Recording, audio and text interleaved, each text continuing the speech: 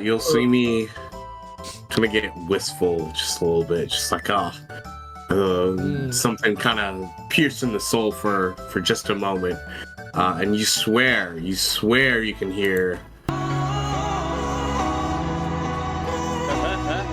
the background.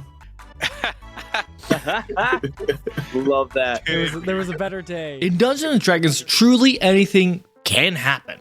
Should everything happen? Probably not. The idea that that is a possibility and the game is malleable based on what the players choose to do and the DM helping with that is so crazy. But sadly, I would say that a lot of D&D or Dungeons and Dragons games doesn't happen for multiple different reasons. One, you have to find a schedule. That's kind of hard for everybody to find when you have multiple people in their busy schedules to sit down and play a game that does take hours per week. That can be really hard to do. This game also has the challenge of it's hard to have players that are able to play the game. What you need to play the game is a bit more than what you would normally expect from a normal pickup game of Uno.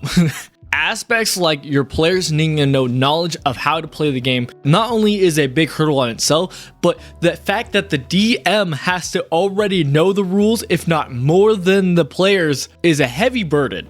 And not only that, the actual playing structure and how to do it, there's a lot of pressure on the DM to run the game, to do everything perfect. And that can be off-putting for a lot of people who want to get into the game or who even wants to get into DMing as a dungeon master. For me, no price, you're Christian gamer. That was one of the biggest hurdles for me, was the pressure of I don't want to mess up or fail my players. I understood through watching many different videos that as D&D, the DM, the Dungeon Master, is a player too in D&D. They should also have fun in the game. But there is a reality that if you are DMing, if you are the Dungeon Master, there's a lot on your plate. And so because of a lot of that, I pushed off DMing for my own friends or part of my friends groups that I have. I am lucky enough to have a friend group that do meet up, and once a week we play Dungeons and Dragons together. We're all Christians, and so we'll talk a little bit later about how that comes into play about playing D&D. But something interesting happened to our D&D group. Instead of our normal DMing for our play group, someone else decided they wanted to step in and give it a try. Through that experience, we all had grace. We understood that it was their first time playing and we were just there to have fun. And guess what? We had a good time. It was a success of us playing together. Was everything perfect? No. And we didn't care. And then after that session, after that whole campaign, when we went to go do another campaign, a different person stepped up. And they decided to throw their hat in the ring. And as we started to do this slowly and part of our group started growing and we getting a bigger group and more people throwing in their hats, we started getting different styles and different flavors of who DMs this way, who DMs that way, and kind of like that. I knew it was coming up that like eventually it should be my turn. I know I didn't have to DM. Like I could have said no and everybody would have been okay. There would have been someone else to step in. But I decided that I want to throw in my hat partially so that I could show my flavor, my style as a DM. I decided, you know what, I should DM. But instead of DMing for my big group, which at this time was about 7 to 8 players, which is a lot, that's a lot to run, I decided to scale back and go simpler. A close friend of mine, Kenny, and my brother, Daniel, we've been talking about meeting together, just us, as doing our own D&D campaign. The goal was so that we could keep in touch, since my close friend, while he's close relationship-wise, is actually really far away. So in order to keep in touch and have an excuse to talk and meet up and hang out, we decided this would be a great way. And we decided to make it simple so that we both know that we're all just busy, that to keep it simple, we'll just use modules. So today, I want to talk to you about how I ran my first D&D campaign ever through the Dragon of Icespire Peak. Let's get into it.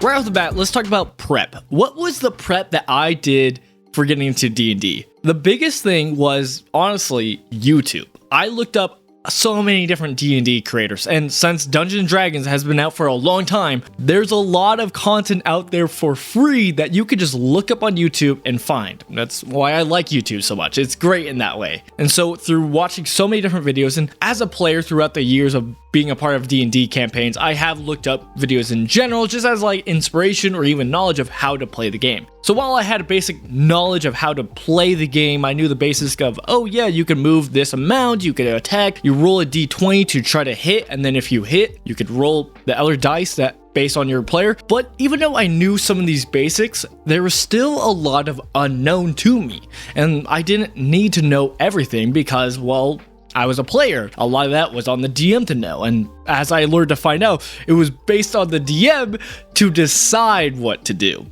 See, as looking through videos, I was prepping of like, okay, what do I need to know? What is the basis? What is knowledge? So some things I had to look into was like setting a DC. That is setting a difficulty check. So like, okay, if somebody want to go and let's say push a door open, there's multiple different ways I could do this. If I want them just ramming into it, I can have them say, okay, look at your skills. D&D characters, they have skills. One of them could be athletics. So that's usually brute force. And so it's like, okay, you could do running into it, but for what they're rolling, what's that number they got to beat? What's that threshold? So setting a DC, using this DM screen here, it actually has little charts that kind of help you out. So one of them here, it says setting a DC, difficulty is for very easy, set it for 5, easy 10, moderate 15, hard 20, very hard 25, nearly impossible 30. That's just a rough like kind of idea to like look at to get an idea. Do you have to do those set numbers? No, you could do 13, you could do 14, but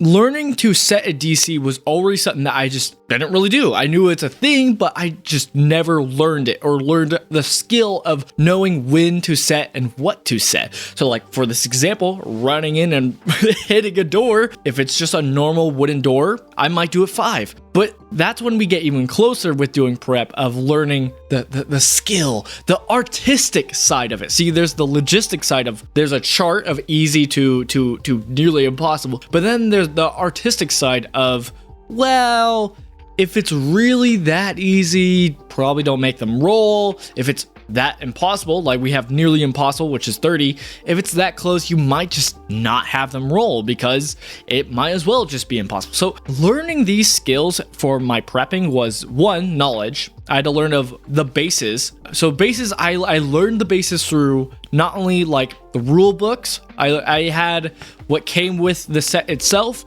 I looked online for the basic free rule book. I had other friends who had other Dungeons & Dragons books that I looked at, but those were optional. I really did not need to. What came here and what I got is a essential kit. Just say, hey, it has the whole package of, it has a module, which is a campaign that you could just run. So I had that to make it easier for myself. It not only had that, but it also had basic rules. It had ideas of how to run, how to tell your players to make their characters, and it had stuff like, hey, this is actually the rules. Now, I looked up a lot of the basic rules again to get the basic, the logistic knowledge. And then for the artistic side, as I was explaining, I got a lot of that through watching videos on YouTube. Honestly, that's where that came in a lot, was through someone talking about their own experience and how they decided to do things compared to other things, and just getting a bunch of different kind of knowledge in that sense kind of gave me an idea of like, what would I want to do? Was this a lot? Was this daunting? Yes, it was very daunting. It was very hard because I had a pressure of, oh, I'm the DM. I have to get all this right and I have to know all of this. And so I put a lot of pressure on myself to like learn it and get an idea of what works, what happens. And not only that, I had to look at the module to read up and understand, okay, what do I need to know to tell this story? And it was a lot. It really was. But here's the thing that I learned much later. It's okay to mess up. It's okay to not do everything perfect. As I mentioned before with other people's campaigns and being a part of it, who cares? I had a great time, and a lot of times I didn't know. Sometimes you don't know the ruling, and sometimes it is the DM's job to say, hey, what does go and what doesn't. And so if they say a rule works differently, to some regards, you respect the DM. They're the one running the game and you're a part of it. And so you're like, yeah, no, let's do it. And so while I put a lot of pressure on myself to know everything, it was actually okay for the knowledge I did have. And it was through the process of actually doing it in game as we get into it, like actually setting the difficulty myself, that made a big difference of learning what I would have done better differently. At no point did my players complain. Instead, they always talked about how they had a good time, which was good. But that was a lot of the prep stage. This was just prepping. I had to get the material. I had to make sure I had dice. I had to make sure I had the box, which the essential kit does come with dice, so that was good. It came with like all this, so that was really good. It came with everything. So that's why, honestly,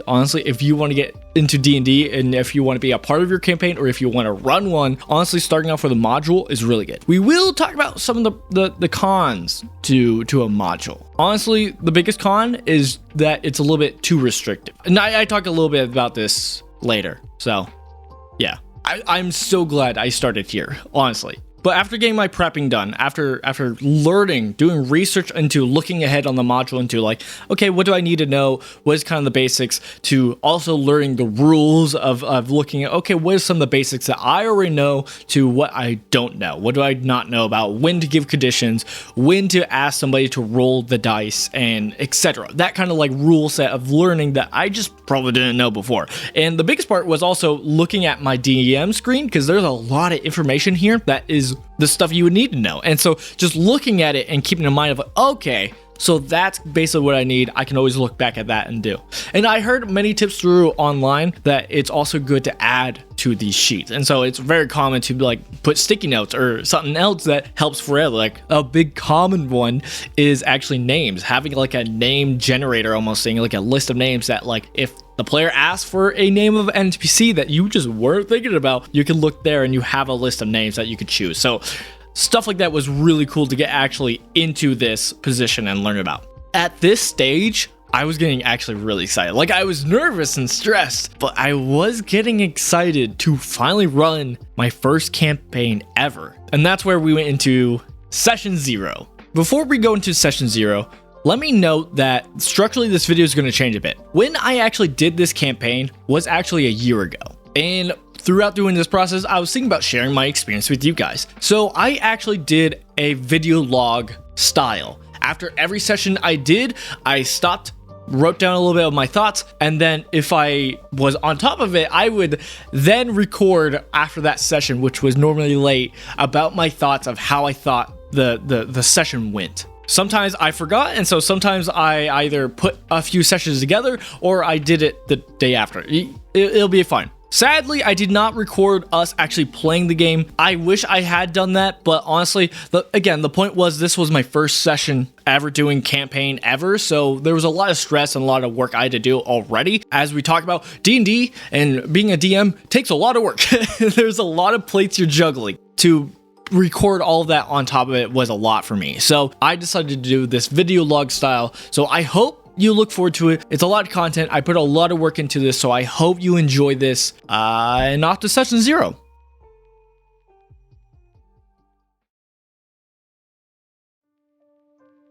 Session 0 is a very interesting thing. I feel like it's something that can easily be skipped over.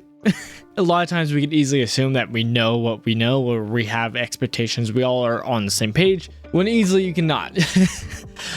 So with doing this and being DMing for the first time, I thought, why not have a session 0? It'll, one, pad out time being before I have to do a session 1, and also it could actually help with clarify some things. And also, just why not? I don't think communicating is a bad thing, especially with helping with expectations. I think that's always a great thing. So this one, I really took advantage of the opportunity to get on the same page with my players, which were my close friend Kenny and with my brother Daniel. Another reason why I could see session 0 kind of being overlooked easily is because the information we would give on session 0 is what we give through text. At least that's how it was with my group and how I did with a couple other campaigns that I've been part of. That's where it seems like it's kind of gone across of like, hey, here's my character. DM, is it valid? Yada yada. Maybe talking with the group of people and maybe talking with them about our characters. And that's usually as far as it really goes. And maybe the DM will talk about kind of a little bit of what the campaign is, but that's about it. And it's mostly just talking about the session or talking about what the campaign's going to be like a little bit, but it's never too deep. And I think that's where session 0 can shine, really, is by really getting a little bit deeper and helping both sides of the DM and the player, I guess. for what I know, it looks like there isn't really like a high rule set of like, hey, this is what you should do X, Y, and Z for a session 0. So I took to YouTube because why not? And I kind of learned a little bit of a way to structure a session 0 a little bit more. Like it just helped me fill out some questions and some things to ask on my session 0. I made an outline of questions I wanted to ask and parts I wanted to talk about during the session 0. And so the structure of my outline basically went, first one was the section was expectations. And so that's more asking questions like, hey, what are you most excited for this campaign? What are you looking forward to? So it kind of helps with like, hey, if you have a character who's mostly focused on wanting to role play, then it kind of helps you with, as a DM, being ready to be like, okay, I should be prepared to provide that for that person. Unless this is a campaign that's like heavily just dungeon crawl, then it kind of helps with placing the players into understanding what the campaign is, whether they can have that player in the campaign or vice versa, the DM being able to provide it to the player. And so that was really cool to get to talk about expectations, seeing where my players are looking forward to, what they're excited for. As we kind of talked a little bit beforehand, like texting is going back to the old module and going for a more classic fantasy style that we kind of got. And so hopefully that should help alleviate some of the stress on my back. Hopefully I can rely a little bit more on the books and just relax a little bit on crazy adventure and just go for something more simple. The second section is a fun little section called the homebrew rules. Originally through text, we were literally just thinking of, hey, let's not do any homebrew because we've been doing homebrew. Let's do just classic. And then it quickly changed from that because we can't help but do homebrew because homebrew is fun. It always is. It started off with me thinking, oh, I don't think I've been a part of a campaign where magical items are something highly used in the party. It usually will get 1 or 2 throughout a campaign, maybe 3 if you're lucky, but that's about it.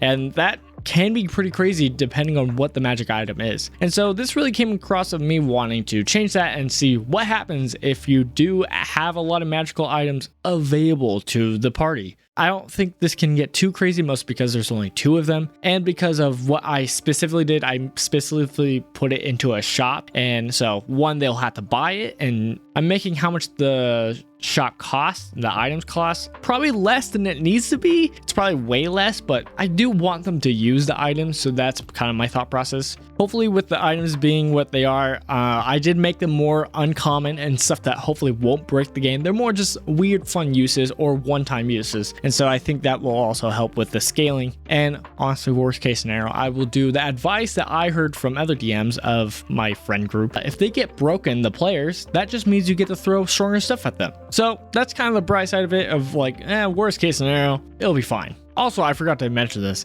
Back at the last section of the expectation, I forgot to mention this, but one thing I got to do, which I was really glad I got to do, even though it felt very unnecessary, and again, this is kind of like leaning into back how it was with the session 0, why have it, it's unnecessary, is I was able to bring up something. So like for me, I didn't want sexual stuff in there. So I don't want there to be that. Like one thing that commonly comes up is player versus player and how like that could be a problem. So right off the bat, let's say not to do that. And like some of these kind of make sense or common sense, but like you don't know until you bring it up. And so I'm really glad that I was able to get to say this, and also obviously tell the players themselves that, hey, if you have a problem, if there's something that could possibly trigger that you don't want me to talk about or we can try to avoid, definitely message me personally and then privately, and then after that we can I can share it to the group and we can deal with it that way. I think that's one of the biggest parts of how this talking about the expectation can really be impactful for the session, just for safety reasons. I really love it. But when talking about the homebrew rules that we set in, because it wasn't just magic item, I kind of have a list that I can go through right here. So the first one that I kind of like put into place was death saving throws. And so I kind of wanted to make a game where you can actually feel like characters can die. We're kind of at the point, our small group, that we're all fine with our characters dying, because in our minds, like, it's not the worst thing ever, because we get to make another character. It's kind of fun. And having it as an actual real consequences is always fun to us in our games. And so one way to help with that is with the death saving throws, because I kind of have seen the problem of death saving throws can be a little bit too easy. If you fall down, get back up, fall down, get back up. And so having a system to where basically they don't quite go away unless you take a short rest and then a long rest to fully reset it, I think that hopefully will make it more dangerous, and my players really liked it. They're actually really pumped for it. The other thing though also is that I shared other things to help with it. So like there's also the help action. So if you take the help action as a player,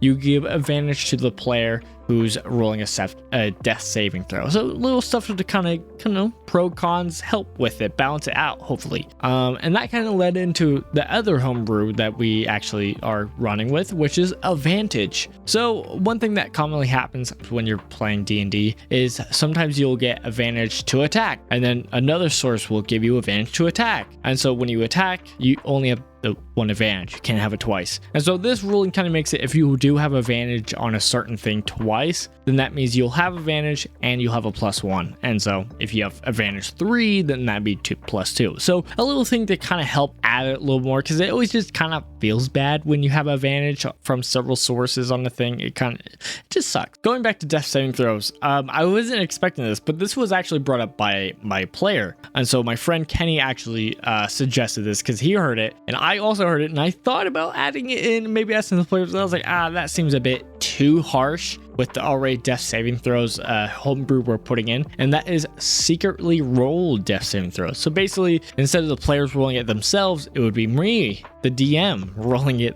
and they won't know if it was a saved or a death. The only thing besides that is that after combat, I will let them know that, hey, you have 2 pips of deaths, of fails, so you should probably take a rest or sleep. So I think that will help it, and I was really surprised that he brought it up that he wanted it that difficult, but I'm all for it. If they want it, I'm all for it. And then the last thing is a little bit less crazy of a homebrew. It's more just, I shared with them my strategy for travel. Sometimes in D&D, traveling can be a hard thing to pull off. One thing I saw was like this certain method of skill checks, and so I kind of just let them know ahead of time that like that's kind of more what I'm thinking of, but it's not going to be always the situation. And so that was really it for the house rules. The party, my brother, he suggested a homebrew where I don't know if it's per level or if it's at least the level 5, because on level 5 for about every class, you get to choose whether you want to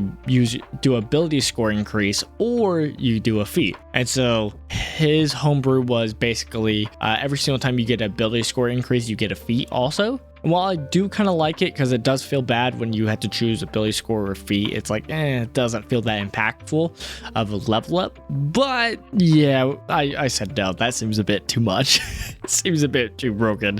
Thank God it would probably only happen the once because, yeah, this is a campaign through 1 through 7, so it probably would be fine. But with this kind of campaign, probably going to have a lot of magic items and them having other things that are possibly broken. They're also starting out with 1 magic item, 1 uncommon magic item. So they're already doing better than what's normal, the standard for this kind of module. But then again, this is so far a party of 2 only. So unless I introduce them NPCs into their party, which I might, I'm thinking about doing it, but mostly so that I can kill them off, aka by possibly the dragon coming out of nowhere or something like that. But beyond that, I think I'm kind of going to keep them to just a party of 2, and as long as they have few magic items and other shenanigans, I think they should be able to fare out. Worst case scenario, I'll have to send in more enemies, but And then the last section was scheduling. And so it's honestly, we already talked about this a little bit before through texting, again, because it's pretty common, easy to do, but we just texted about what is best for our scheduling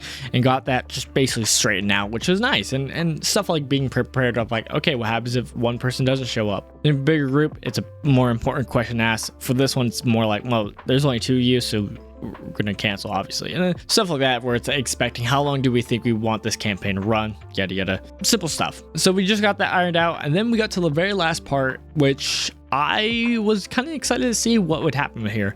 So basically what I saw in the module, it's basically set up where it's suggested when you're creating your character, because session 0, you're supposed to technically creating your character, which makes sense in a essential kit where you're most likely playing in person for the first time. Everybody's probably playing for the first time. It makes sense to do it all at once. And one thing it says is to make it so that the players talk about how to, well, what's their connection, what their character's relationship. Basically, they already know each other.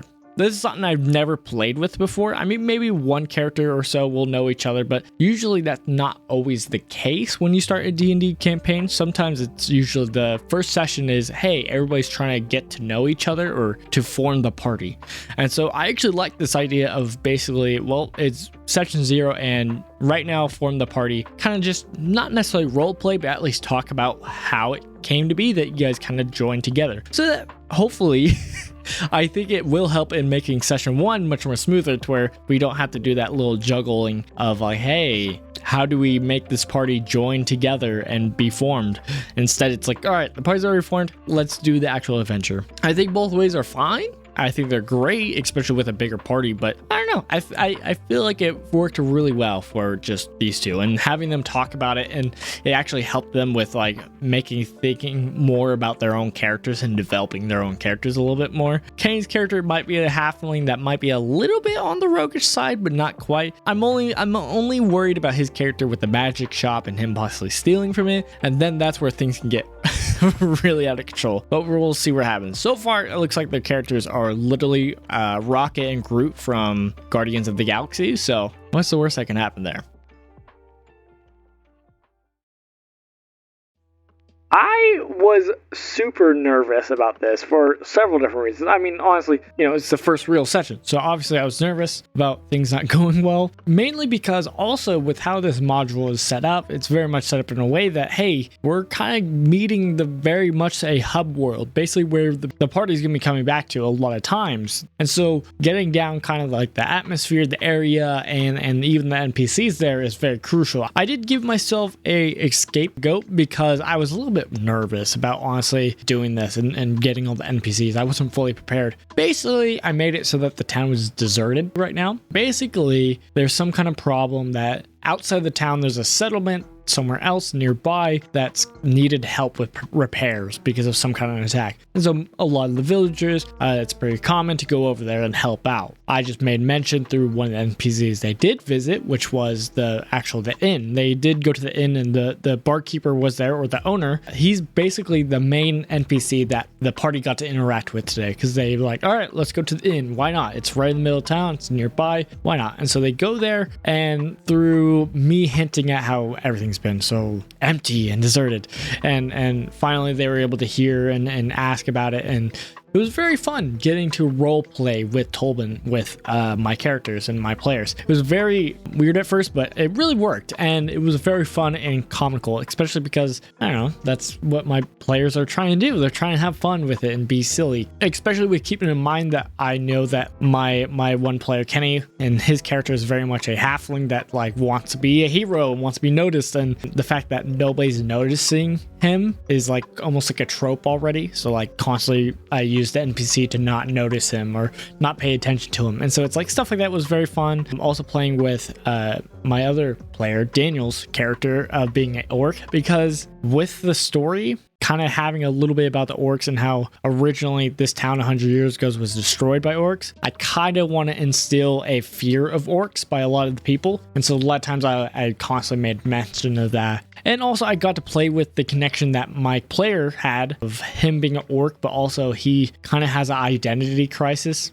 Basically, he stole someone else's identity when he kind of got resetted. The whole thing. I made it so that that actual person is actually somebody that people know in town. And so I'm hoping to play off different NPCs. So some NPCs may like the character, or some NPCs might not. And having the party have to react to them supposedly being someone else and having to deal with consequences because of that. Like, one thing already hinted is that the bartender already has like a tab of the person. So maybe the party's going to have to pay the debt for it. Who knows? But afterwards, they did go to the town master's hall and were able to go look at the job quests. I wasn't prepared for all the quests. Honestly, the most I was most comfortable with was the umbrage, because it's very simple. You just show up and the encounter's kind of right there mostly. So it's like everything else is a little bit more. So I wasn't quite ready for them. And because of how the campaign's set up of like, after one of the first quests, then you level up. After the second one, you level up, and then new quests come in.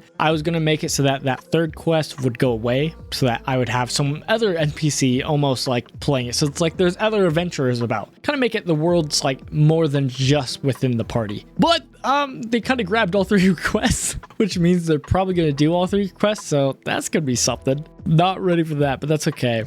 Moving on though, we finally left to go on the first quest, which was the Umbrage Hill quest, which I'm lucky they chose to do that one first, because again, I was ready for it. The enemy there can possibly kill the party if the party's not ready for it. I'm glad they did that, because finishing the quest unlocks potions, which I think it's going to be great because it's only 2 people in the party. So having healing is probably going to be very helpful, especially since none of them are healers. Like, it's a fighter and a barbarian, so it's like, we'll see what happens. But I made an encounter because I wanted to make it, since the campaign has the structure around random chance of the dragon, the big baddie, just showing up for the party. I wanted that to be like something that happens right off the bat, so that they can see the baddie and get witness like, oh, this is a dragon we're dealing with. And so I made this encounter of like, while they're traveling, they run into a NPC, just some random NPC, just because with how the dragon functions, when it randomly finds people, it will leave if it takes like if it loses half of its health, or if it gets a prey,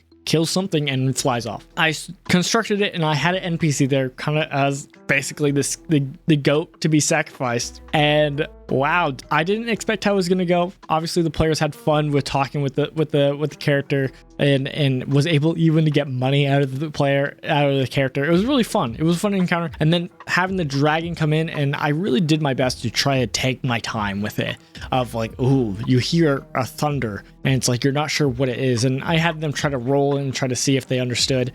And it's funny because my brother's, his character is kind of like dumb. He's the one who's like has identity crisis and kind of got resetted, and so his long-term memory is not there really, and so he doesn't know where the dragon is. And so like for sure for him, he didn't know, but even having the other player kind of understand, and as it got closer, having like the wind picking up and roaring. And so I did my best to try to do that, and finally having the dragon come in, it was really fun because I was able to really make use of it coming in, going back, taking care of the actual NPC and killing it and leaving. Like, that worked successfully. The players were able to give enough time to actually hide, perception checks, look, see if they can find it, all that kind of stuff, and kind of interact with it. So it's not just in and out. And then combat, and actually getting in combat and getting to go in and attack and dealing some damage and feel like you're a part of the encounter before it ran away. I feel like the encounter was a little bit not perfect because it did kind of make the players kind of feel bad that like, oh no, we lost already. Like, it's already a lose because the NPC died.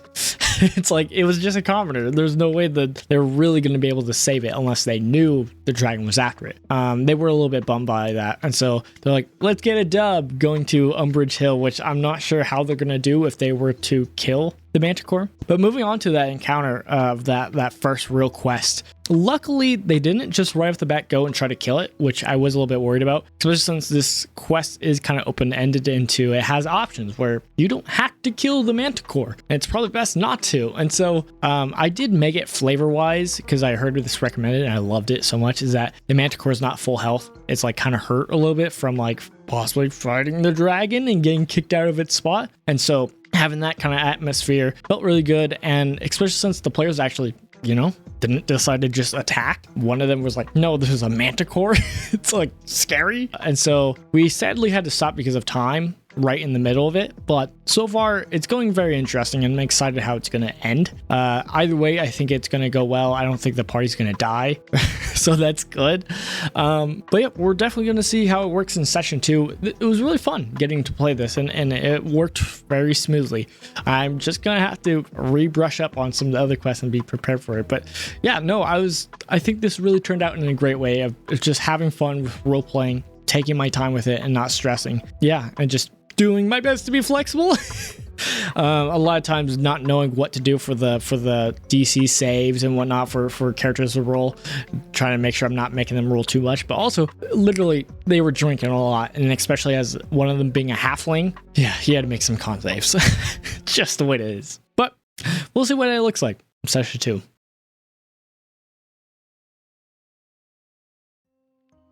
Session 2 was pretty interesting. It worked out pretty well. So they finished their encounter in their first quest of dealing with Umbridge Hill, and it was very interesting how they delegated with the Manticore. So they basically started to delegate with the Manticore, and they were able to start with it not having to just run in and fight them, or them fighting it instantly, which was really good. And through a crazy process, they were not only able to make it so that it wasn't going to attack, so peacefully they were able to deal with it that way, but they were able to make mention about the dragon, which was really cool. There's a part I really loved and I was hoping for. It had it in the booklet where if they mentioned about going to attack the dragon, that the Manticore will actually promise of helping. I was so glad that they were able to do that, mostly because my friend Kenny, his character is very much like, he's the heroic, so it's like, we're gonna do it. And so I was able to get that so that if possible, I might have the Manticore help them, maybe not, but it was able to go through the process, and they were able to succeed that without dying, which was really good. And I did make it where even though they didn't do the best,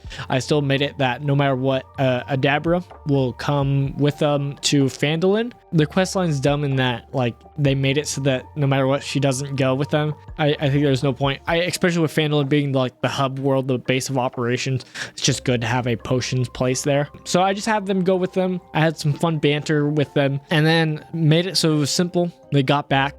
They finally talked with Harbin Wesper, the dude at the town hall who pays them, and I was able to do the thing where they tried to open the door. It was really funny meeting him and not being able to open the door, and it's like, what's that about? And then him slipping the coins, the gold coins to pay. It's so funny. And then I already hinted at there being a magic shop, and I gave them a hard time in between sessions about not going to the magic shop, even though we've talked about how I was putting in a magic shop. So they finally went to the magic shop, and I was able to introduce them to Wedge, the very plump, fat troglodyte who owns a magic shop in this decrepit, what used to be a manor. It's basically set up a tent in there. That was a bit of a mess of trying to like tell them what items there were, because I already told them that I don't want them to just be able to look up items when they find it or when they hear stuff, mostly because there's items in the future that are potentially going to be cursed, or I like to have the option of having cursed items so that they don't just look at the item and see that it's cursed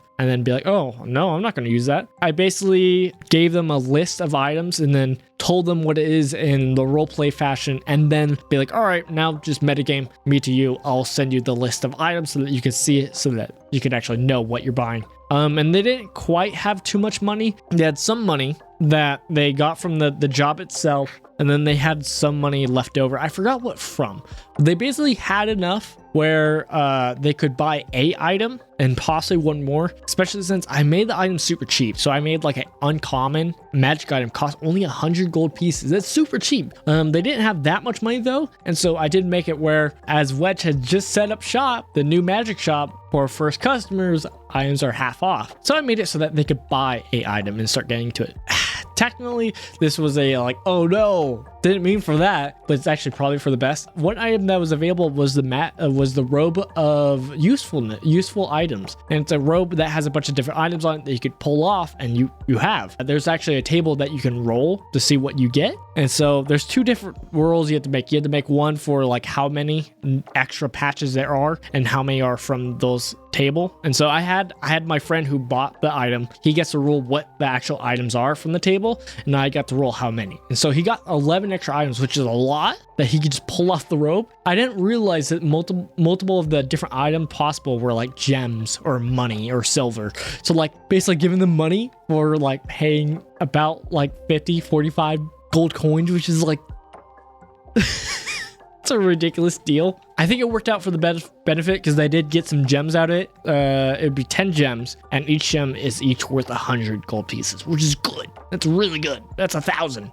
But then I just thought of it this way. This makes it so that they could buy more of the magic items, which I put a bunch of magic items that shouldn't be broken, but should be useful, depending on how you use it. And so it shouldn't be too bad of a problem. I also made it so that they would have to like explore the town more to sell certain items. So like a bunch of items they got from the road were like, they possibly have a ladder. And it's like, I don't need a ladder. Well, maybe go to the woodworker's place and maybe you could sell him the ladders. Or for the gems specifically, I made it where selling and trading is definitely on the table. And so they kind of asked Wedge what he wanted, and I basically had him just say basically magic items and money. That's what he wants. He doesn't want gems or other stuff. And so if they want to turn in their gems for gold pieces, go down to the miners exchange. And so they went down to the miner exchange. There's some fun role-playing elements of talking about how they got the gems from the dragons and actually rolling to where people believe them. And it was a lot of fun role-playing, and they were able to get their monies back. And I also did it mid-session where they leveled up, since they technically leveled up for completing the first quest line.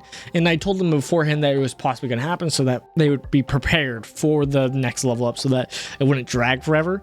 Which is interesting because one of my friends, he is a fighter, but he's doing a multi-class, so he's taken one level into rogue, because if you do, you get sneak attack, and so it's like that's just gonna be really good for him. And I told him that it's just gonna be good for him, and so he's excited for that. So that should be fun to see how that works in combat, damage wise, is what I mean. But yeah, it really worked out well. They had a bunch of money, and then they ended up going back to the shop because one of the items that I had in the shop is a bag of holding, but it's not. So they both know what a bag of holding is as players, but not as characters. And so I had Wedge sell it to them, and I made an excuse that there was a set of items that he showed in a different way compared to the previous items that are new items that he just got. So he may not be familiar with them. And so one of them was the bag of holdings, which is actually a bag of devouring. So instead of whatever you put in, it's there, it actually, whatever you put in goes away. Very mean. Very mean, but I just thought it'd be fun because, you know, can't just be too willy-nilly with these magical items. You don't know. And because both of their characters are not good with arcane, I had them roll their arcane to see if they could figure it out what it is before they potentially put stuff in there. They couldn't figure out. For all they know, it's just bag of holding, especially explained to them, and they threw all their gold in there. So yeah, I'm probably going to have it where they lost all that gold. They have more, like their robe has more gems that they just didn't sell yet, and so they definitely are going to be fine. I think it is going to be rough on them, but I had them roll already for it, and so they're kind of like a little bit suspicious about it, but I'm going to do a little bit more and then hopefully have them figure it out. It's a bag of devouring before they put more into it, because I want it to be devastating, but not that much. I don't want them to lose everything, but like them losing a bunch that they luckily got, it's gonna be fine. They'll be a little hurt, but hey, it'll make them a little bit more, you know, not just assuming that everything is what it is. They have to figure it out a little bit. I also made it so that because I don't feel fully prepped for the gnoming guard, so I did it instead where when they turned in the quest for Umbridge Hill, I actually had Wester make mention that the gnome garden quest got fulfilled by a adventure not too recent. And so, which really, Kenny played it up with role-playing wise. He made it like, oh no, he beat me to it. I'm supposed to do it. I'm the hero. And so it was interesting. They were like, oh no, there's other people doing these quests. It's like, yeah, there's a little bit of urgency. And like you kind of gotta like, oh yeah, we can't just waste time. We got to do these quests because someone else might do it. Someone might beat us to it. I feel a little bit bad because they did want to go to the Gnomon Guard, but I think it worked out for the best. What I have planned on the Dwarven excavation quest line that they're just started, I'm excited for what they might find. But yeah, that's session 2. So session 3, we're dealing with the Dwarven excavation. This was an interesting session. It was our first real dungeon crawl. It was very interesting in taking the pacing with that and seeing how the players were going to get to dungeon crawl. Because of most of the campaigns we've been running, we haven't been doing, you know, modules. We've been doing more homebrew. It's kind of harder to do dungeon crawls with homebrew because you got to make it yourself. This was a great opportunity. They were pretty excited for this, and I think it was a success. I don't know. It started off with them meeting the 2 NPCs and having the conversation there. That was kind of shaky, but I think it worked out fine of being able to bring up the president of like, hey, you technically have done your mission, but also, hey, you should probably help us out. And them wanting to be adventurers, it was easy hook enough for them to go and agree and join in and going in there. It was interesting because this area is dark because dwarves have dark vision, and one of our party members had dark vision, but not the halfling. So that was fun. He was smart enough to use a torch, and so he wasn't just blind. But it was interesting that once we did get into combat, and boy, did we have a great way of like getting into combat. They actually got split up for some reason. Like they were together, and then at one point they're like, "Oh yeah, I'm gonna be going this way." And then right when he did that, and they split up into different rooms, that's when they got into the encounter of facing these ochre jellies. And I think it was really fun. It was very interesting. I mean, it was fun enough that they were going to be alive and okay, but there was a little bit of urgency. I was like, oh crap, we're at an encounter.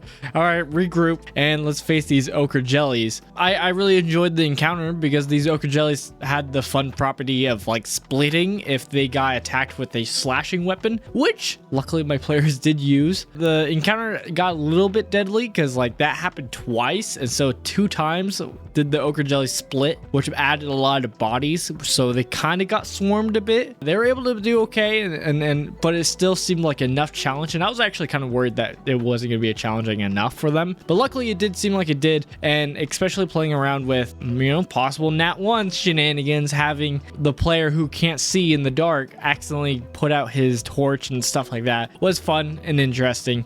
And also because the ochre jellies can be on the ceiling, it was fun. I made sure to make use of that, which was great, because then towards the end of this dungeon encounter, my players were always asking like, all right, do I see anything on the ceiling? Because every single time I would usually put a ochre jelly like on the ceiling, and it was very effective and very enjoyable. After like some of the fightings and encounters, the actual like searching the place, because they had a bunch of like secret doorways, I did try to hint at it with some of the within the encounter itself. One, I had the NPC kind of mention that there are some, and then 2, with the ochre jellies of like fleeing, because they're not monsters that are like gonna try to risk their life to kill the party. So like I did try to make them flee, and using the secret passageways and slipping through those as kind of like hints. But once we got into like the more searching area, it did feel like it dragged on a little bit of like trying to figure out like, all right, where do you search? I think it was smooth enough. It wasn't like too unbearable, and the dungeon itself's not long enough to where it's too bad. But I did have to do a few hinting at like, oh well, kind of near the secret passage that they kind of stumbled across, noticing that, oh, you actually hinted at mold. The smell of mold is at this area where you found the secret entrance. Maybe in the other secret entrance there'll be more mold. Using smell as a way to kind of like hint at it, I think it worked out. I think it worked out pretty well. Them just wandering around and trying to exterminate all the jellies was kind of interesting, and just seeing them kind of like at some points brute force through some of the dungeon, because that's what one of their characters would do. And so it's like, yeah, all right, let's see what happens. The most exciting part, and I'm glad we were able to let off and like end the session at, because we were kind of running out of time by the time we were doing this, because there was several different encounters. So even if there were like, all right, let's roll initiative for you guys to fight this one ochre jelly that you now know how to defeat, that's not too much of a problem, which was a little bit annoying, but that took a lot of time. But we were still able to finish off at what is kind of the ending of this quest. There's still the last encounter when leaving the place, so they haven't gotten there yet, but at the very end there is the little secret basically treasure that this area has, and it's with the weird greedy statue. I changed the reward there to be a cursed weapon that they would most likely, either of them would possibly grab, and luckily we ended off with one of the party members just rushing and grabbing it, and so we ended off with the statue exploding. I'll probably have it when we start up, they'll roll the dex save to see if they get hurt by it, and then I'll probably do dex or strength, because he's more of a strength dude, and so I'll probably ask him and say, hey, if you want to do strength instead, you could do strength to, instead of try to dodge, like just brace to take the hits, and it'll be like having the damage or something like that. I think he would like that. I'm really excited for him to possibly using the item and using the curse item, and then possibly having to figure out how to become uncursed or not, and just deal with the consequences of this cursed item. Should be interesting. But yeah, overall, this dungeon crawl worked out pretty fine. You know, it did good. This campaign's going good. Yeah. Session 4. This session really got railroaded. This is a wild session. So when doing my prep for the next session, I really had to be, because the pacing has been very much that we would start a quest, we get close to the very end, and then we would have to stop. So basically then that meant the session following, we would normally start the end of a quest. So like finish the quest, turn in the quest, then the process to starting a new quest, getting through most of the quests, and then stopping there. And so with that, I had to like prepare and always be preparing for the next quest potentially. And with this kind of module being set up to where there's options, I have to kind of be prepared for them doing the possible different quests. So not being prepared for just one quest. So when looking ahead, I was actually looking at some of the quest lines, and one of them was being the Mountain Toe quest line, which is a interesting one that's kind of like negative. A lot of people don't like this because it has werewolves, and werewolves have immunity to normal weapons. So, and with this module not really setting you up to where the player should be prepared for it, to having items to actually deal with the problem, it can be scary. But I was looking forward to this actually quest line because like, ooh, I can make my players possibly turn into werewolves and have to deal with that. I was really excited, especially since my one friend, Kenny, his character being the halfling, he was kind of feeling a little neglected and like, I wish my character did more. And so I was thinking that was an easy solution to the problem. Making them have the werewolf form could possibly add more oomph to his combat. But we had to get there. We had to choose that quest to get there first. So first, finishing this quest line, we did the statue. We ended right at the trap. So we started with rolling to deal with how it happened. And I gave them choice of whether to try a dodge or to just brace for it. They both chose to brace, funny enough. And I didn't realize that this was supposed to be a deadly trap. I'm like, oh my gosh. So I didn't realize it until I rolled it. And so I had it where what I did was it was halved for my brother's character because he was the one right in front of the statue taking the blunt of the attack. Kenny, his character, was right behind, and he's a halfling that he had coverage. So he only took a quarter of the damage while the person up front took halved. The halved person was fine. He had a bunch of health. The halfling was really hurt. So him taking only a quarter was key because it made it so that he took half of what was his remaining health, which was like 7 or 8, and it got him low. So didn't die. So that was good. And them started to learn what the weapon was, which was a magical item that I gave them, which was a curse item called Berserker Axe. They tried to learn, see what it was, and I made it so that the DC was high for them to figure out what it was because they don't know magic that well. And so them knowing that here's the positive. So like the main character, or not main character, but the person who had the axe, my brother, he rolled high, but he didn't roll. So the DC was a 20 and he got a 16. So I said I thought beating the 15 would mean you would learn the weapon like characteristics. So you would know it's positive, but you don't know it's cursed. So yeah. They leave the area because they thought they finished everything. There was one ochre jelly left, so I'm probably going to use that as a consequence to them. I might not. It all depends. If I do, I will make it because they did talk to the dwarves and those in there, the 2 NPCs, and talk to them of being able to like share the cut of whatever wealth they find while excavating. And so I was going to have it, since they left one behind, that they'll probably die, and so they won't have the actual connection, and it's like that's the consequence for not actually clearing it all the way out. But I might not do it. It all depends. I'd have them leave, and then they were about to take a short rest, and before they took a short rest, when leaving the area, you're supposed to get attacked by orcs. And so I wanted them to have to attack while they're at low HP, keep that pressure on them. And so I made it so that they learned of the attackers first, and so they did a good job role playing of like stealthing and then getting like a almost not quite a surprise round, but similar to it. I was supposed to only technically use 2 orcs since there's only 2 party members, but I did decide to do the 4 because I'm like, my players could do a lot of damage, like especially with one of them being a barbarian and with this cool axe, like, and they rolled really well. But it was a great encounter. And then I made it after all of that. They went and traveled back to Finland. They turned in the quest. Then there's 2 moments in the session where the campaign really just kind of shook apart a bit. The first one happened here with meeting with Harbin Wester again, because of the whole bit of Harbin Wester just slipping the coin one by one under. It really got under one of my players' nerve, like his nerves, and he's like, I hate this. And it's the halfling, and he had the robe of useful items. So, and one of them is a window. So you could pull off the patch and place a window wherever you want. So he placed it right at the doorway. This module doesn't give you any kind of information on the Harbin Wester of how he looks, because you're not supposed to ever see him. It's supposed to be that's the running bit. But because they put a window there, I had them roll for perception. And I did try to roll Harbin Wester to stealth so that he could sneak away. Then you have that consequence of like, what if they roll well?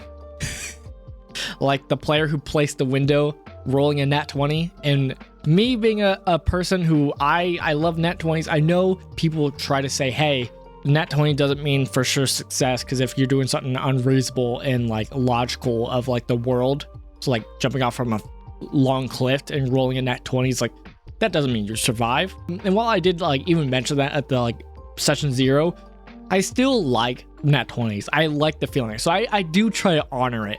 Oh, that meant I had to tell my player what he saw, because he saw the person. And so first I like, while trying to give myself time to figure out what to say, I did tell for the other player who didn't roll so well. It's like, oh yeah, he quickly covered himself with like a blanket or something like that, so you couldn't tell as he like tries to run away to a different room. And after a long time, it took way longer than I liked, because like I really had no idea what to do, but I didn't want to make him just a regular dude. My player, he even like said like jokingly a great idea that it might have been like a dragon avatar. So it's like, that would have been really funny, especially he was cryovane. Like that would have been funny, like, oh yeah, there was a dragon about.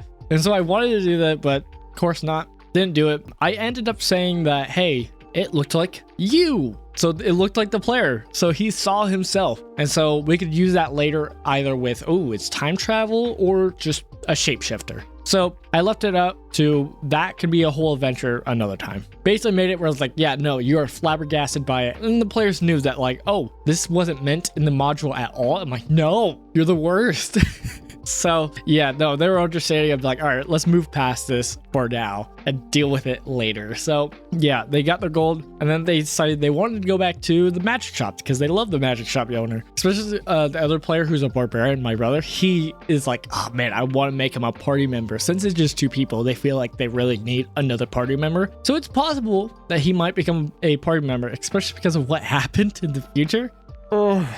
So they went to go visit him, and along the way is the potion shop. So I tried to get them to like hint, go to the potion shop, get some potions, because it's just 2 people. You guys need healing items like badly. They didn't do it. Why spend your money on potions when you can spend it on magic items? Which I can't blame them. It just means I'm probably gonna have to force them to like find like part of the treasury they find is potions, especially what happened first. So what happened was they got to the magic shop. I showed to them the new items. They're getting excited. And then I feel a little bit bad for kind of forcing it, but I was saying, oh yeah, you do have the patches. If you make the gems, you'll get 100 gold pieces for each, which is really good, and it's like 10, so they get 1,000 gold, and they had like 2 more patches. So yeah, I didn't want them to get all that money and then put it in the bag of devouring and lose all their stuff, because they already lost like 1,000 gold without knowing it. And so it's like I wanted them to lose some, but not all of it. So it's just more of like, oh wow, this item was actually a bag of devouring instead of bag of holding. Crazy world. We lost some stuff, but not everything. I had it where Wedge and Corn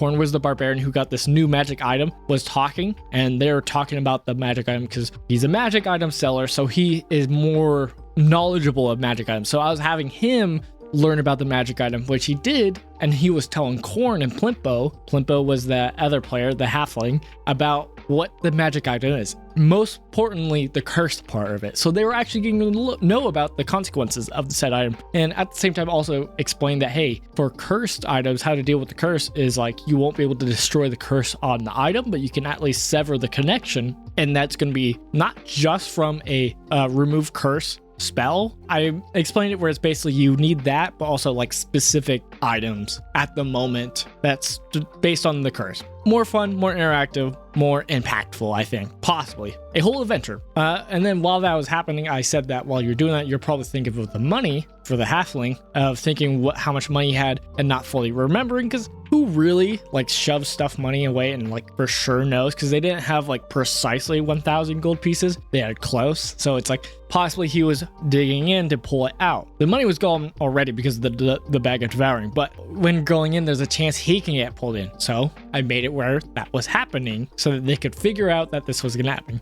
And here's the thing. A lot of the saves for this bag is a strength check. Both characters are amazing at strength checks. So I assumed that, oh, they're going to most likely be fine. Worst case scenario, if someone gets pulled in, because that's a possibility, which is what happened.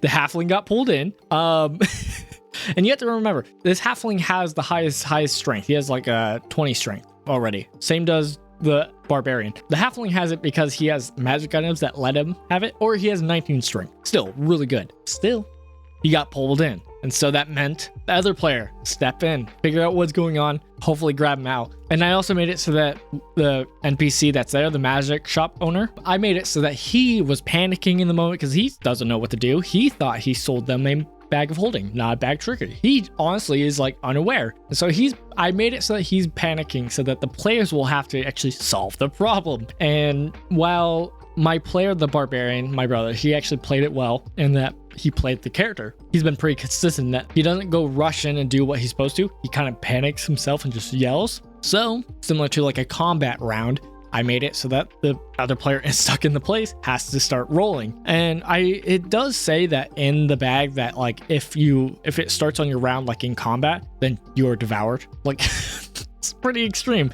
but fair enough. It's a bag of devouring, why not? I did make it so that they roll because I like the idea of giving the players feeling of more choices. It doesn't feel just ripped from them. And so I did make them roll. He was rolling well. It was I think I was literally just doing a 50-50 chance. So just a DC, it just beat a 10, just roll a straight D20. So he was rolling high, which was good because that meant he was okay. Then the other player, he was going to cut it, and at first it seemed like that was a bad idea. That was probably one of the best ideas he could have done, because if it's torn, then everything in the bag gets randomly teleported somewhere. So that probably would have been good. Instead, he tries to reach in and grab it, and so I did basically 2 checks. He had to do 2 different checks. One check is like reaching in to try to grab the other player. Wasn't rolling well, which again, that was just literally just a strength check. So he should have done well on them, but I guess they weren't athletics or strength checks, so it's still kind of it's not the best. Well, one of them was a strength saving, so there would be some plus to it. So basically, one roll is to try to grab the other player. Second roll is to not get pulled in yourself. So he was not doing so well on finding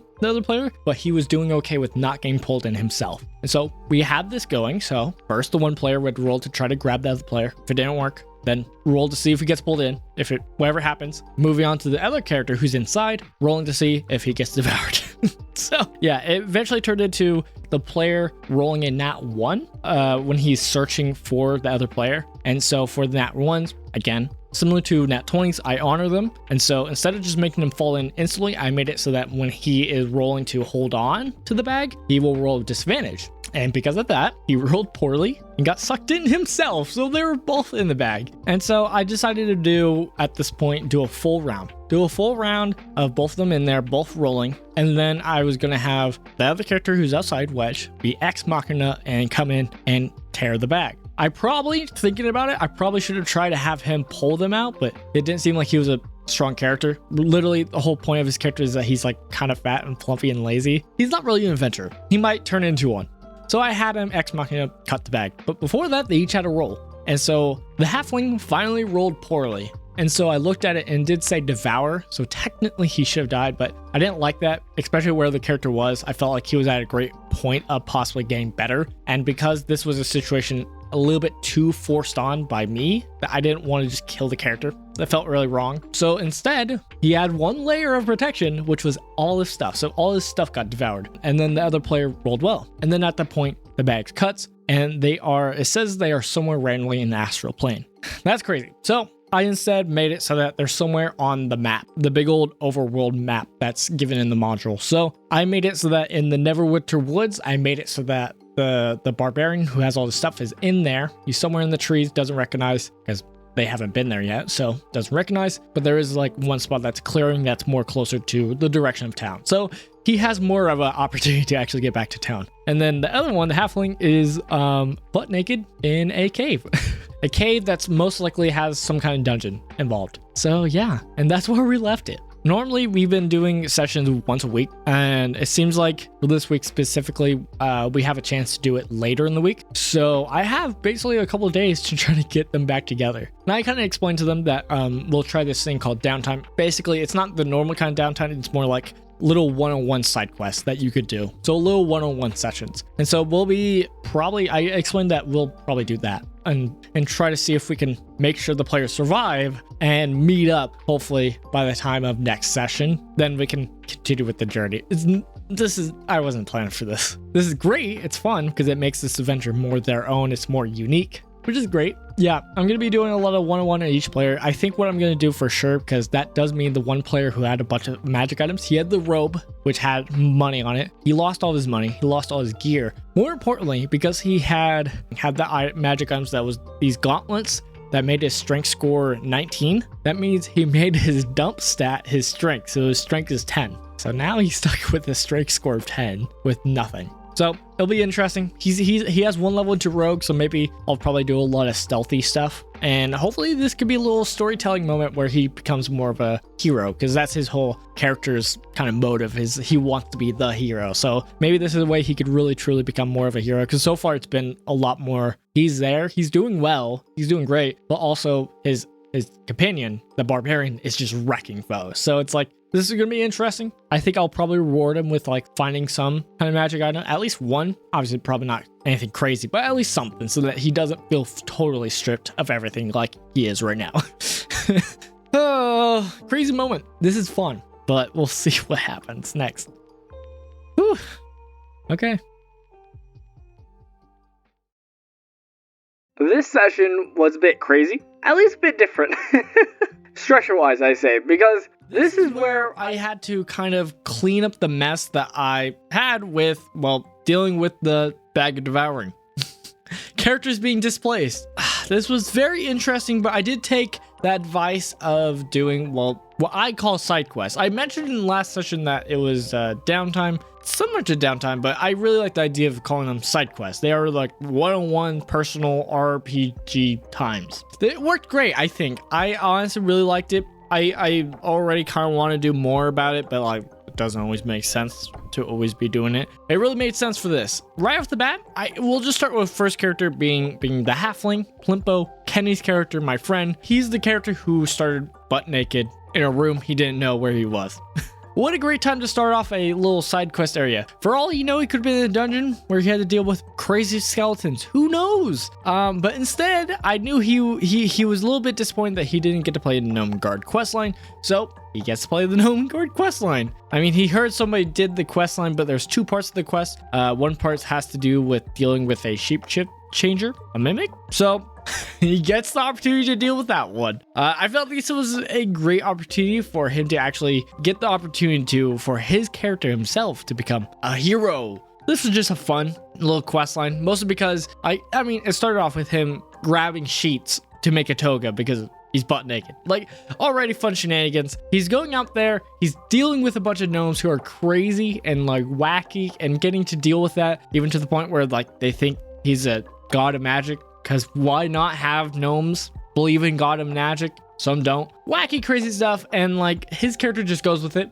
because of course he wants attention. I did try to like get some replacement items for him since he has nothing. He lost everything, and like for some players that can be very devastating. I did try to give him something. Like I gave him a really good like cool outer wear armor, which helps with the AC, and also it's just like it's a cool item. It's the glamour studded leather, so it allowed him where he has an action to where he can make it look like whoever he wants. Very possibly fun roleplay possibilities. For instance, if people think he's a magic god, he could make himself radiant. Which he did, which helped. Obviously, it's going to help him with persuading people or deceiving people into thinking he's the god of magic. Of course. So yeah, this was a very fun moment where he kind of has to be a character to where kind of he's regaining his stats, but also he's like, yeah, I'll deal with the problem. Why not? And so he's getting some items to deal with the problem. He's kind of stuck with some items he doesn't like because he used to have some pretty good weapons, and now he just has a sling. Hopefully, I could really help him with like getting items so that he feels like he's able to still roleplay an adventure, but not just give him stuff. Because I don't like the idea of just like, oh, you lost all your stuff. Here's a bunch of stuff. Like, I don't like that. I kind of like that he doesn't have as much stuff. Helps appreciation for what he did have. And then he can like, it can force him to kind of grow as a character, I hope. He ended up doing the like whole questline of Gnome Guard backwards because I put him kind of towards the end, so he's already by the kings, so he is able to like talk with the kings and then go backwards to try to find the mimic. Getting help with some of the NPCs to actually not have to deal with some of the traps is very helpful, and you know, this is very much a watered down light version of this questline, which is perfect for, I think, one-on-one. Quickly he found the mimic. Probably sooner than I would have liked. I was kind of hoping to do like a little horror themed kind of like scenario. It's kind of what I saw suggested, which was pretty cool. I kind of use it a little bit, not to the same extent I wanted to, mostly because I kind of ran into the Mimic already. So I was like, all right, well, facing the Mimic. He later got some consequences with facing the Mimic by one, he's getting hurt. So he runs away. He's like, yeah, no, I'll go back to the bedroom and I'll take a long rest. Consequences. Because he did that, I did make it to where a lot of the gnomes he knew were not there. It kind of got a little dark because of this. So in the end, when he did eventually win, there's only 3 gnomes left.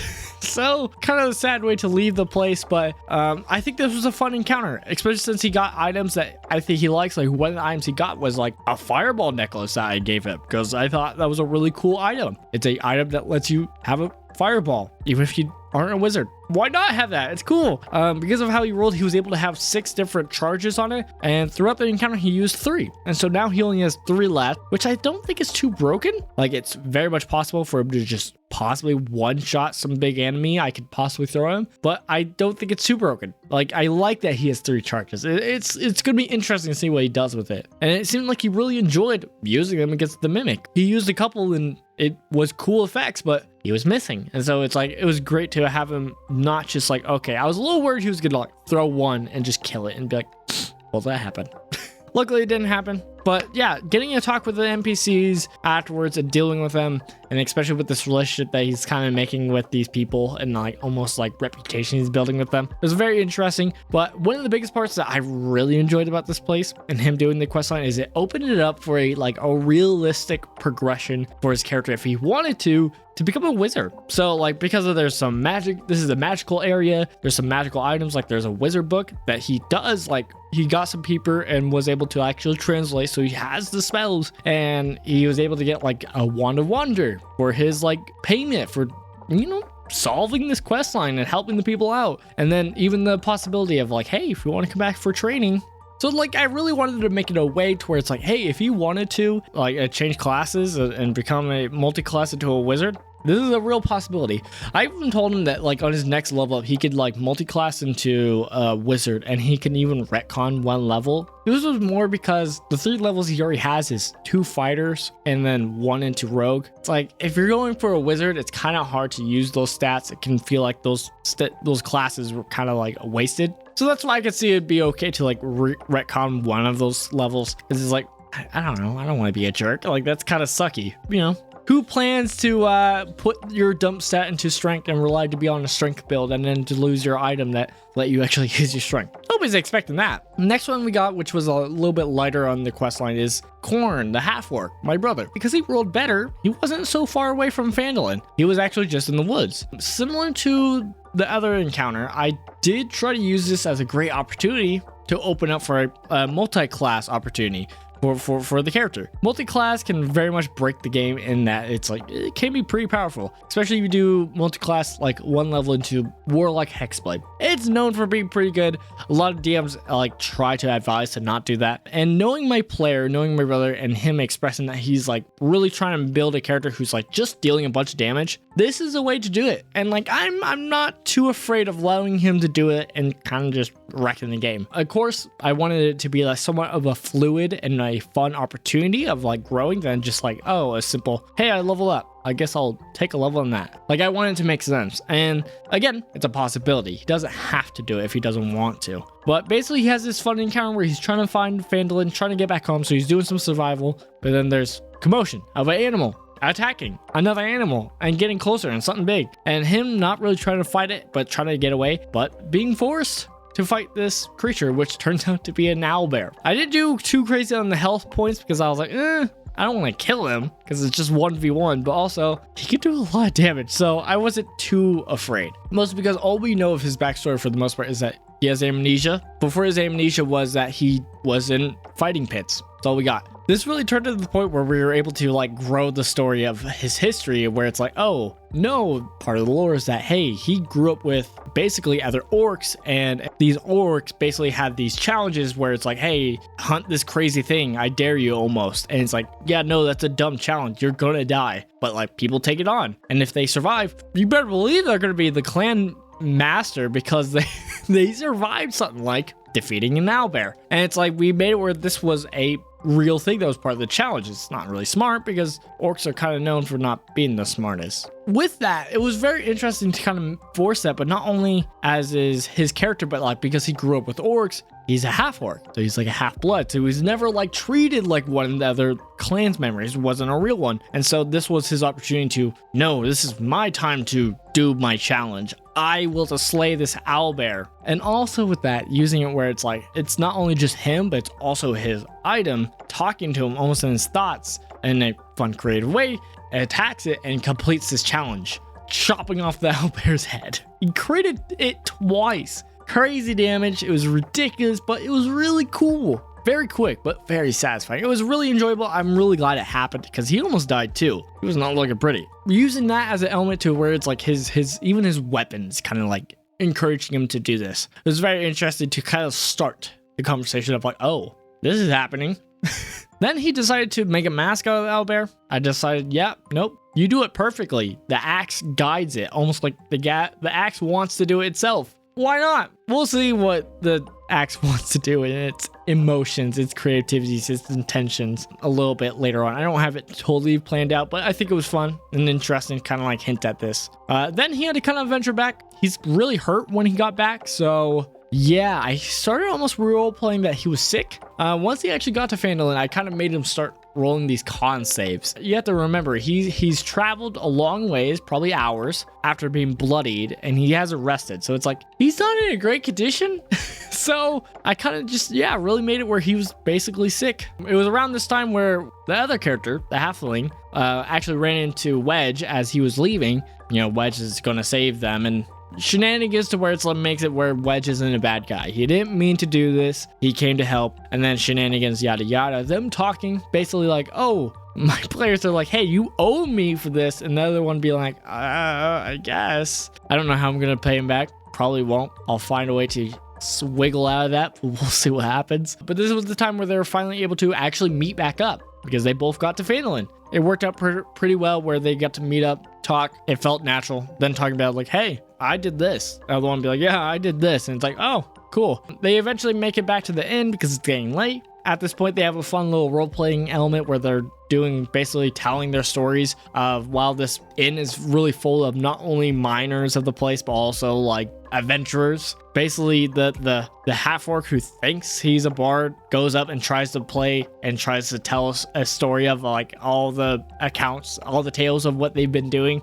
on this adventure so far, while like the halfling is like getting on the table and getting everybody's attention, getting everybody chant. It was a fun time role playing wise, and then it kind of stopped because Corn's sick.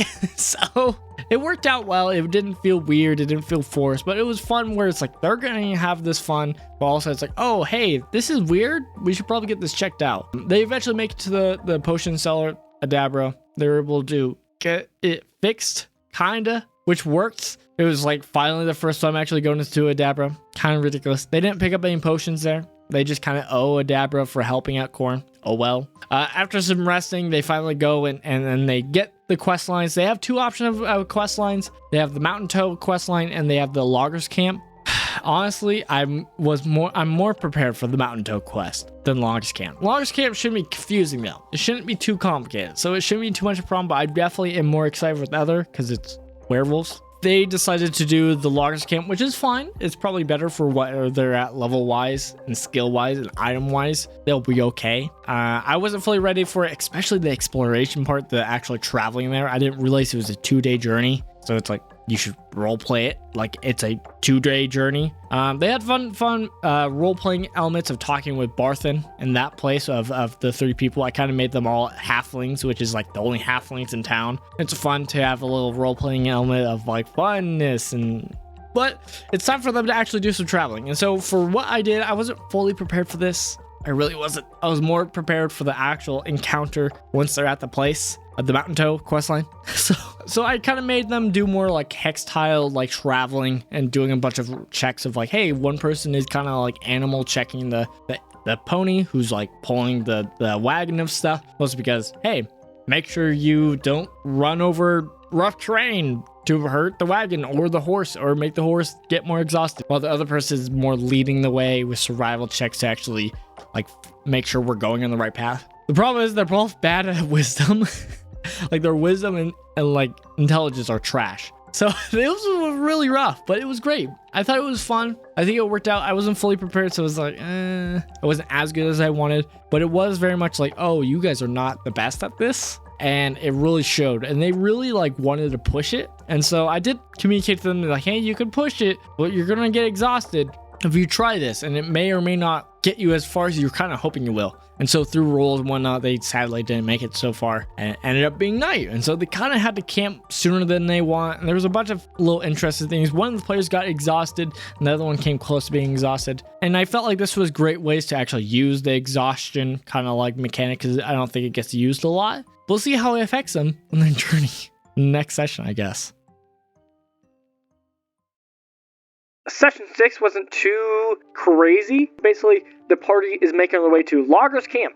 And so they're still making their way over to there. And so I decided to do a more combat heavy session, mostly because I realized as myself looking at to what is probably my style of DMing and taking the advice that, hey, you should lean into what is your more style and see what happens there. So I was leaning into more of a combat session because that's probably my favorite part of D&D. So I decided to give 2 different encounters. Well, no, actually I planned to give one in hope that they would make it to Loggers Camp, to where we would do the combat session there, because there's some combat at the actual quest, funny enough. So I gave them an encounter to where I took some mermaids or merfolks and marrows, which are like a souped up version of mermaids, and basically flavor them to where they're not mermaids, they are like river maids. So they're like the river version. I used them in a way to use some cover and do some sneaky way to try to basically attack the party, specifically the pony, and try to hunt it. And so they were basically using a very much a tactic of, hey, we're going to try to get the horse, bring it into the water, take the horse, and run away. That's their strategy, because the horse or the pony seemed to be the best target. And so it's like, I'm just using that as their thought process as to their tactic. While this went on for a while, and it was pretty interesting, sadly, the pony did die. They weren't able to save it. And so that was a hard thing. I tried to make it fair so that it wasn't like, no matter what, I'm for sure killing the pony. Like, I wanted it to be where, hey, the players can probably save it. And sadly, they weren't able to. They did a lot to actually try to make it survive. And the main reason why I wanted this combat, besides just wanting to add more combats, is that, hey, I would like to lower some of the resources before they get to the quest combat. But here's the thing.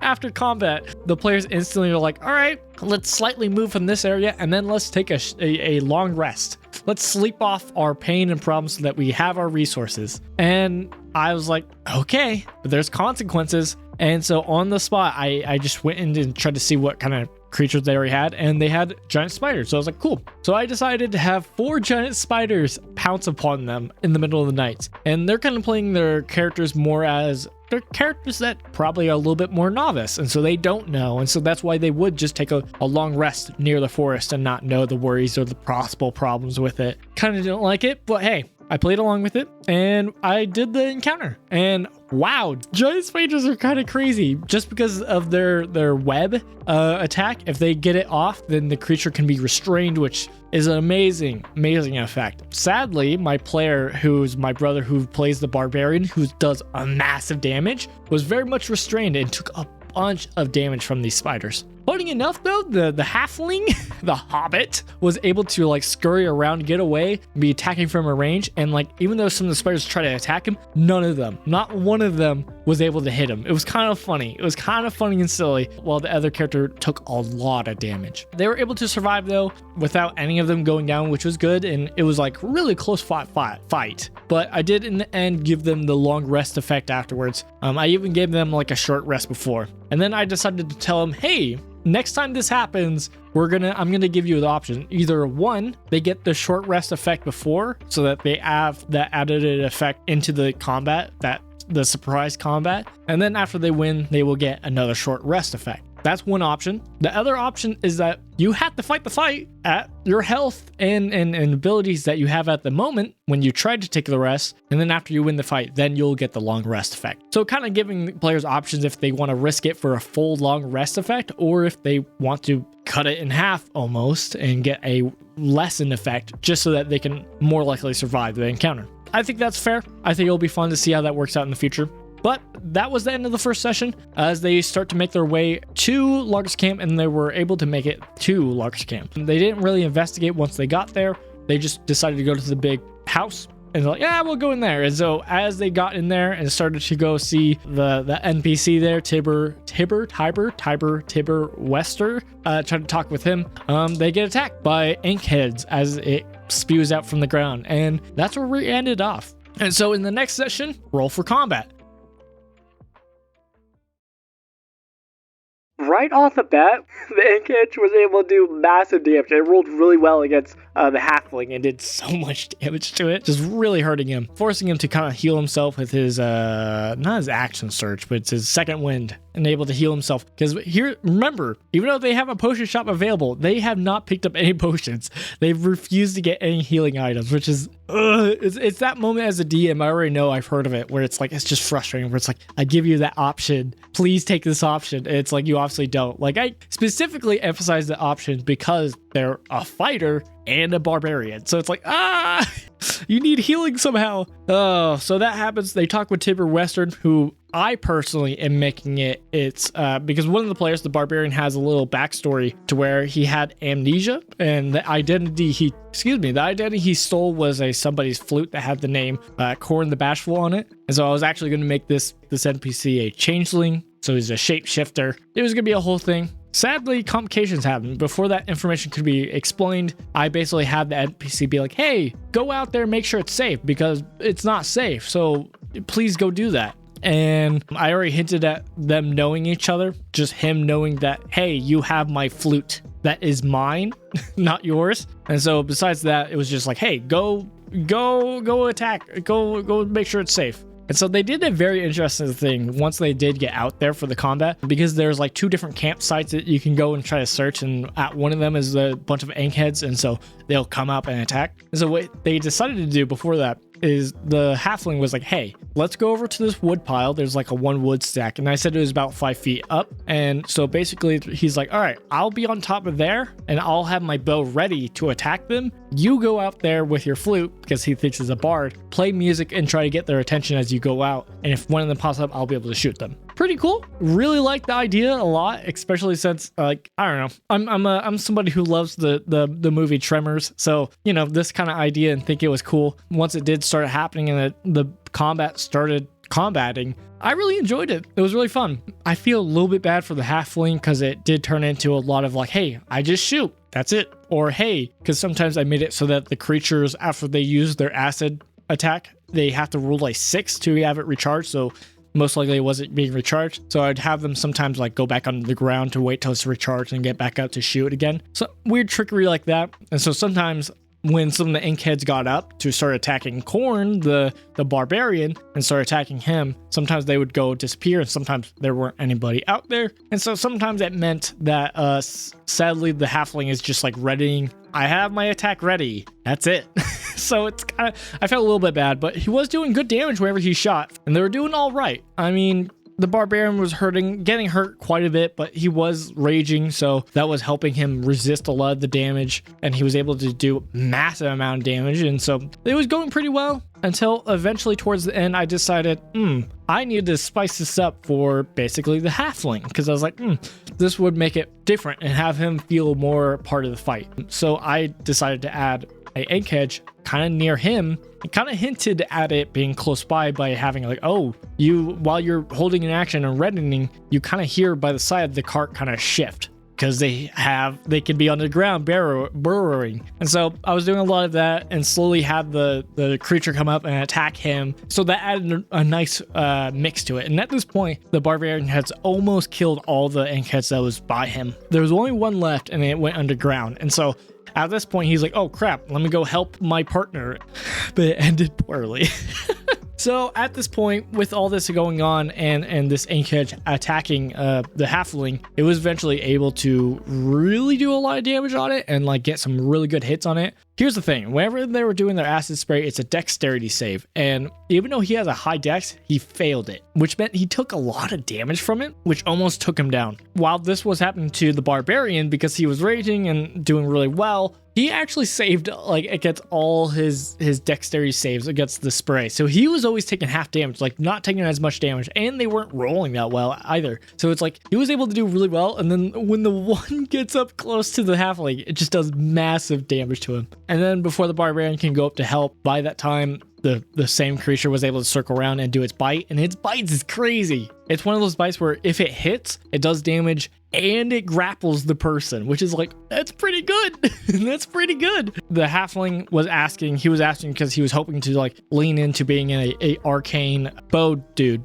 I forgot what it's called, but instead of like multi-classing into a wizard and slowly becoming a wizard or some kind of sorcerer, he was going to instead do that. So it's like he's doing cool stuff with his arrows, but he still had the Wand of Wonders, and so he wanted to use it. And so he was asking about how he could use it. And I said, you know what, just for the rule of cool, you can. But just because you're not proficient, because you're not a wizard, you don't have the prerequisites to use the Wand of Wonders, there's going to be something different about it. So basically I made it to where he rolled twice in the effects, and while one of the dumb effects happens against the monster, the actual other effect attacked him. Basically, he used the move Gust on himself to push him away, and he was fine with it because he wanted to get away from the creature. But because he was grappled, I made it so that the creature still gets to do a little bit of damage, and it was just enough to take him down to making him unconscious. And this is where it went downhill quick. Well, the other barbarian came in at this point to go and help and take care of the creature. He was also getting low on health, and with the death saves, I'm rolling the death saves. Here's the thing, he rolled well for the death saves though.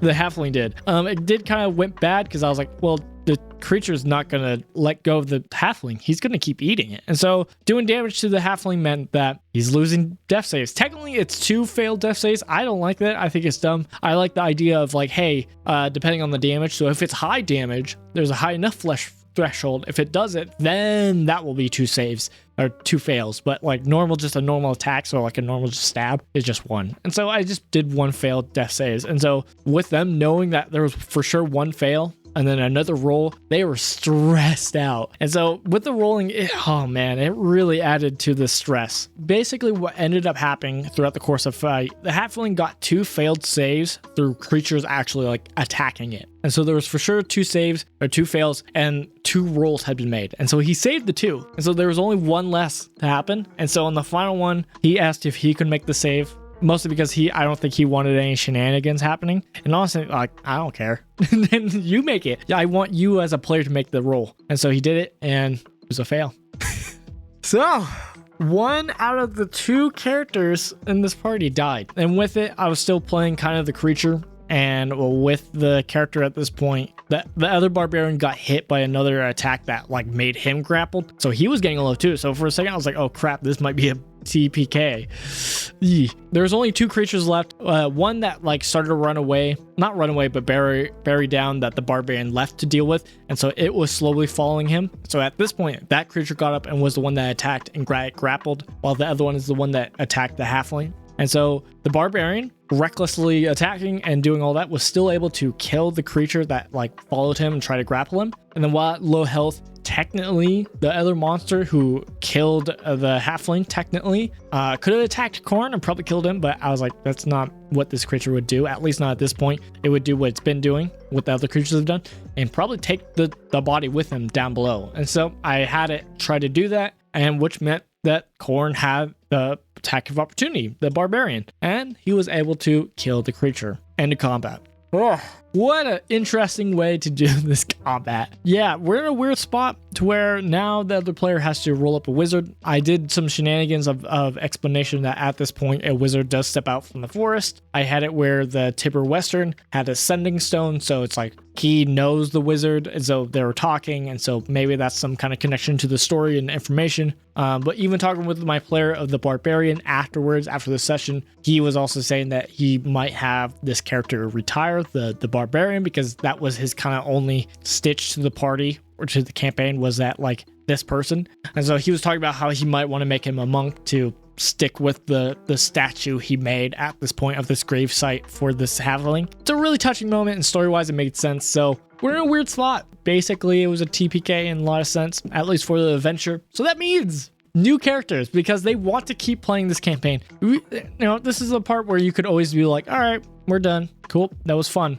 If only we knew what would happen, which is definitely a viable solution. I like that plan, but also they are going to just do the whole, hey, we're going to make new characters, which is also fine. Fun times.